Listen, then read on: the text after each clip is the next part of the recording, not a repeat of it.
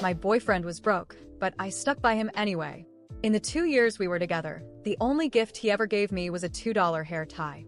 Then one day, I saw him casually gifting a Ferrari to some Instagram influencer. Turns out he wasn't some penniless nobody. One night, I froze outside a VIP room, tray in hand. Inside was Joao. For a second, I thought I was wrong. He wore a tailored suit, radiating an unfamiliar aura of wealth. This wasn't the Joao I knew. He had his arm around a woman, a gorgeous influencer with millions of followers. My breath hitched. I remembered the night before, Joao holding me close, whispering, "Babe, I'm so lucky to have you. I love you so much."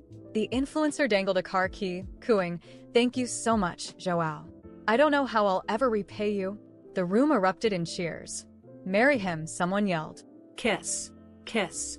They kissed. I went numb, like I'd been struck by lightning. I handed my tray to a coworker and fled. In the bathroom, I sobbed, biting my hand. We'd been together for 2 years, and all he'd ever given me was that cheap scrunchie. He claimed his family was poor. His mom was gone, his dad had a stroke, and he had younger siblings to support.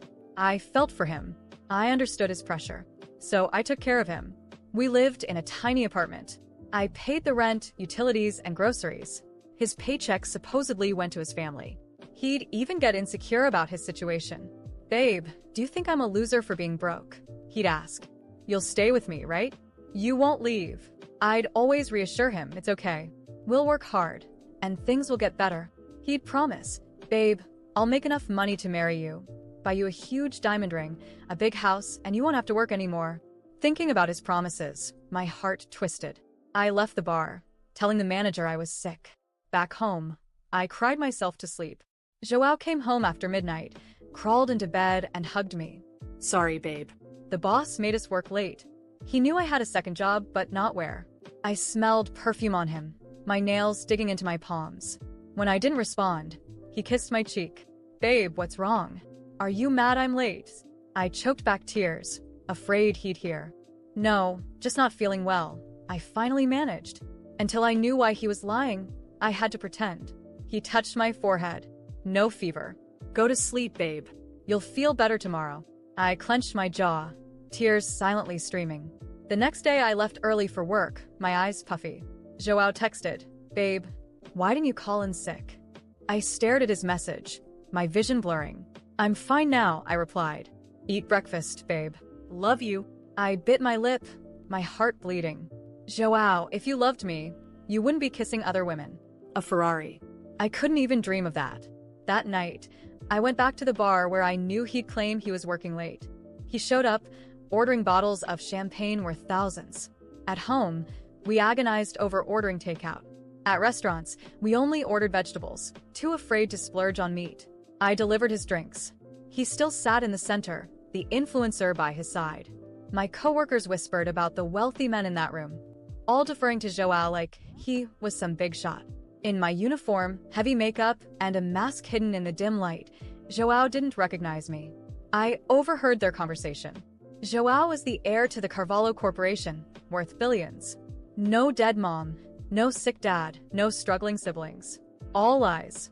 Then I heard someone ask Joao, "Are you still with that broke girl Mariana?" Another chimed in, "You've been stringing her along for 2 years. Don't tell me you actually fell for her." Joao scoffed. "Fall for her? That cheap, tacky girl. She's not even fit to be my maid." My heart shattered. I looked at my rough hands, calloused from work and chores. My most expensive possession was my second-hand phone. Then I looked at the influencer, her skin flawless, her clothes designer. We were worlds apart. I wasn't even good enough to be his maid. "Then why not dump her?" someone asked. Joao smirked. "When I'm done playing with her," he continued. "She's such a clueless idiot." I casually mentioned a Patek Philippe watch, and now she's saving up to buy me one. She eats ramen every day, wears cheap clothes, and gets excited over a $2 scrunchie. He added cruelly, "She's like a dirty, used rag, good for wiping your shoes." The influencer giggled.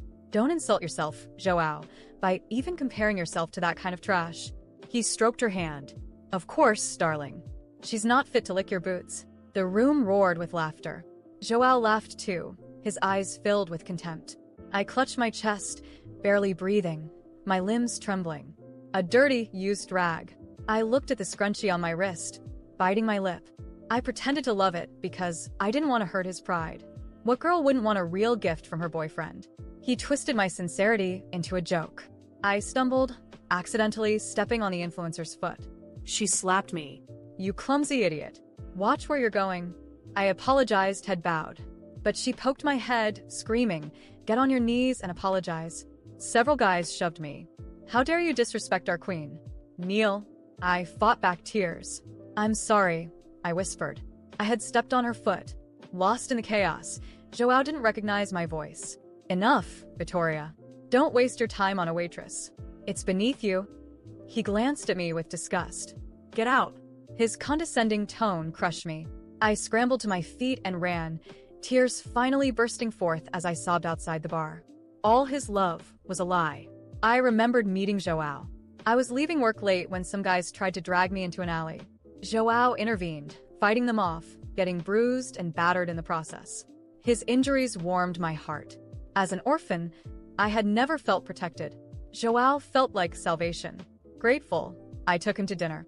He confessed his feelings and we started dating. I thought I had found love. He was handsome, seemingly devoted, and a hard worker. For 2 years, I sacrificed everything for him. I woke up early to make him breakfast. I nursed him through fevers, terrified he'd need me and I wouldn't be there. And what did he do? Nothing but sweet talk and empty promises. He was right about one thing. I was stupid. Stupid for being so thoroughly deceived. I stumbled home, numb. Joao was sitting on the couch, wearing the faded matching t-shirt I had bought him. He stood up as I entered. "Babe, my coworkers took me out for barbecue. I brought some home for you." He pointed to the takeout and a 6-pack of beer, grinning. "The boss gave us this." He looked so thrilled, like he'd won the lottery. I stared at him, remembering him ordering $1,000 champagne without blinking. My bonus was $200 this month. Awesome, right? When I didn't respond, he tried to hug me. "Babe, what's wrong?" The memory of his kiss with the influencer made my stomach churn. I doubled over, dry heaving. I hadn't eaten all day. He knelt beside me, worried. "Babe, are you sick? Let's go to the hospital." His concern felt like a cruel joke. If I hadn't seen the truth, I would have fallen for it. I shoved the barbecue and beer into the trash. He frantically retrieved them. "What are you doing? This was expensive." I closed my eyes. How long would he keep up the act? I opened Amazon, showing him a bottle of toner I had been eyeing but couldn't afford. "I want this. Can you buy it for me?" He looked at the price, slapped his forehead, and said, "I'm sorry, babe. I'm so useless I can't even buy you what you want." So sincere, so remorseful. If I hadn't seen it with my own eyes, a $25 bottle of toner was too expensive, but a Ferrari was nothing. In his eyes, I was a cheap woman, unworthy of even basic skincare, and I treated him like a king. I laughed, tears streaming down my face. He thought I was crying because he couldn't buy me the toner. "Babe, don't be sad. I'll save up, okay?" "Don't cry," he promised. "When I make more money, I'll buy you anything you want, even if it costs $100. He added softly, "Your tears break my heart." His tender words brought back the sting of his insults, his disdain. The way he had looked at me like trash when the influencer demanded I kneel. He was a monster. I pushed him away, my eyes blazing. "We're breaking up." Panic filled his eyes. "Don't be mad. I'll save up next month, okay, babes?" I wanted to rip off his mask. I wiped my tears, my throat raw. "Joao Carvalho, I'm just a dirty used rag, right? Why bother lying anymore?" I didn't expect him to respond. In fact, I was prepared for him to deny everything, to try twisting the truth as he always did. But to my surprise, he said nothing. He stood there, eyes wide and mouth slightly open, as if the words had frozen in his throat. That's when I realized something. He knew he was cornered. I had finally seen Joao's true face. His silence was the last straw. I laughed, but it wasn't a happy laugh. It was bitter, sharp, full of pain and disdain. "You're not even going to try to explain?" I asked, my voice trembling. Not with sadness, but with anger. "You're not even going to pretend this is all a misunderstanding? That you love me, and everything I heard was just one big mistake?" He took a step back, raising his hands like he was defending himself. "Babe, it's not what it looks like. It's not what it looks like." I interrupted, my voice rising. I saw it with my own eyes, Joao. I heard you say I'm a dirty, used rag. I heard you laugh at me, at everything I sacrificed for you. And now you have the audacity to stand there and act like you can fix this with another lie. He tried stepping closer, but I raised my hand, pointing at him like a stop sign. Not another step, I shouted. I want you out of my house. Now. Babe, please, he begged, his voice finally showing a trace of desperation. I can explain. I was drunk. I didn't know what I was saying. Oh, of course, you were drunk, I mocked, crossing my arms. Because being drunk is the perfect excuse for humiliating the person you supposedly love, right? It wasn't just what you said, Joao. It was the way you said it, the way you looked at me. Like I was nothing. Less than nothing. He dropped to his knees on the floor, grabbing my hands. Please, babe. I made a mistake. I was an idiot. But I love you. I've always loved you. You've always loved me? I spat the words like poison. Is that why you gave a Ferrari to that influencer?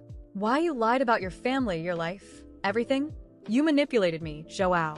You made me feel sorry for you, made me sacrifice everything, while you lived a double life as some spoiled billionaire. You think that's love? I pushed him away, pulling my hands free from his grip. He fell back, sitting on the floor, his eyes locked on mine, not with regret, but something else. Something he couldn't hide. Arrogance. The certainty that somehow he could still control me. You're not going anywhere, he said, his voice suddenly cold, missing the pleading tone from before. This house? Everything you have? It's mine because you wouldn't be anything without me. I laughed again, this time louder, harder. Nothing without you? Joao, have you forgotten who paid the rent for 2 years? Who worked 2 jobs to keep this house running while you sat around, spending money on other women? I'm the only reason you had a roof over your head while you pretended to be broke. He tried to stand, but I was faster. You know what's funny? I continued, my voice sharp. While you were laughing at me with your friends, I was here, thinking about how I could save more to help you.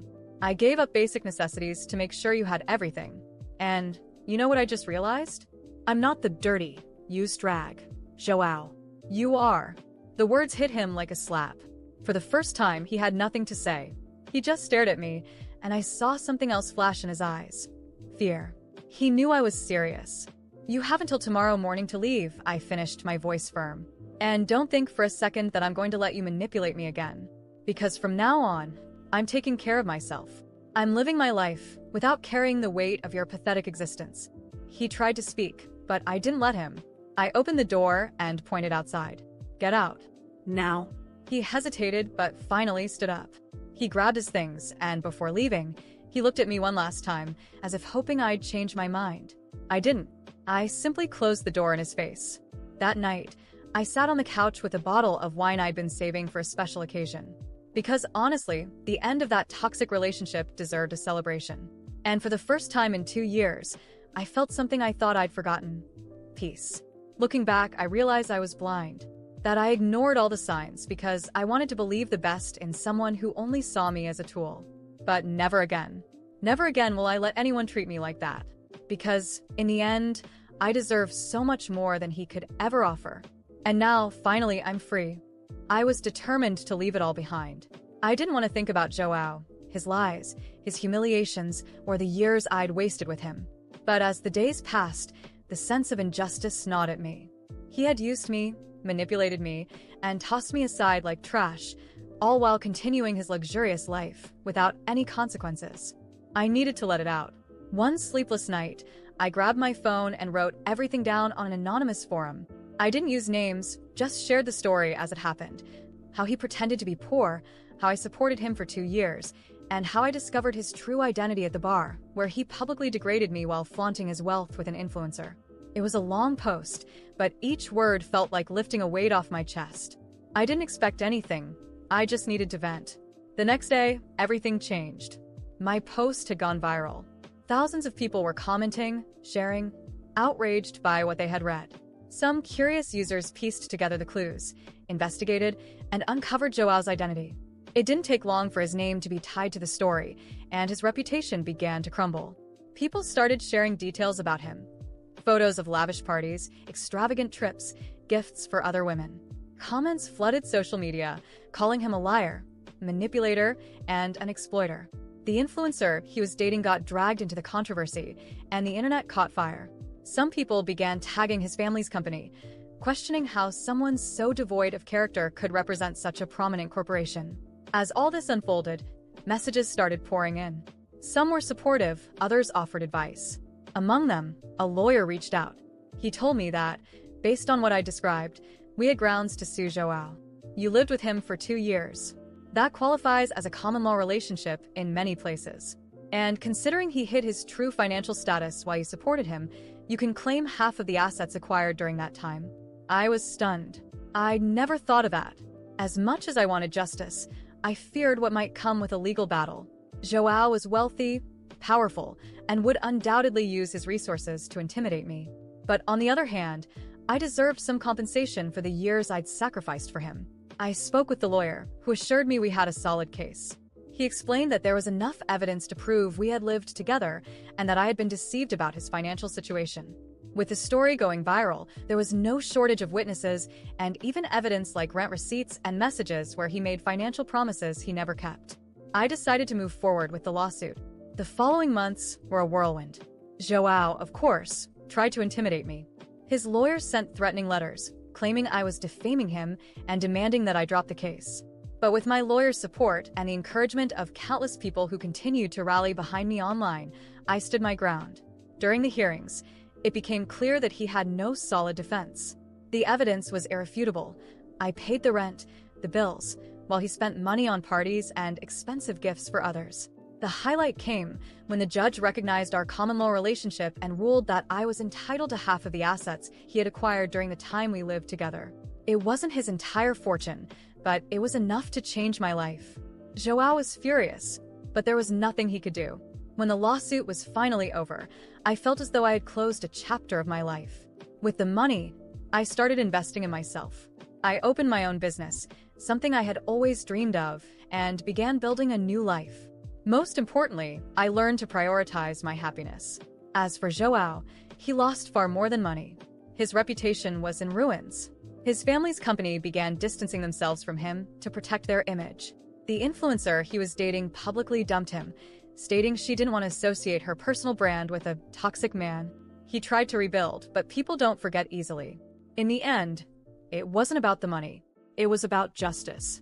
It was about proving that no one has the right to treat another person the way he treated me. And for the first time in a long while, I felt truly free.